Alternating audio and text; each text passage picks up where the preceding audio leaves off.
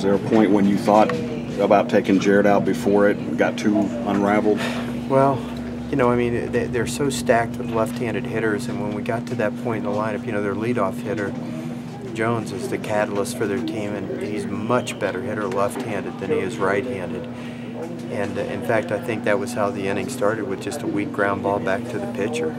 And so, you know, I thought Jared still had enough, and you know, wanted to get through, you know, those first 4 spots in the order there, where it was him and then the 3 left-handers. And then it just didn't work out well for us, obviously.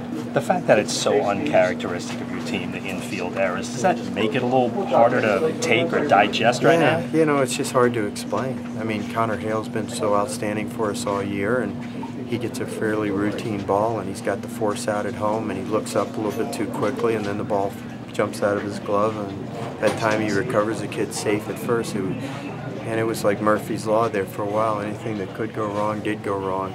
And you know, what's so frustrating is it's on the biggest stage and so much at stake.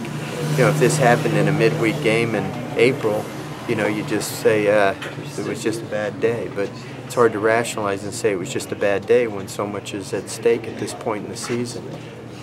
But again, you know, all we can do now is, you know, analyze it, figure out what happened, and get better. You know, we're gonna practice tomorrow, and then we'll get ready to play on Tuesday.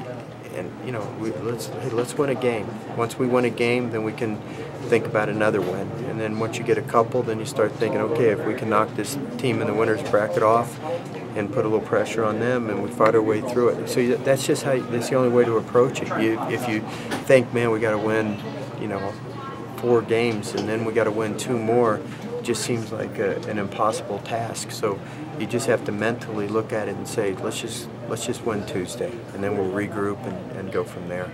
Well,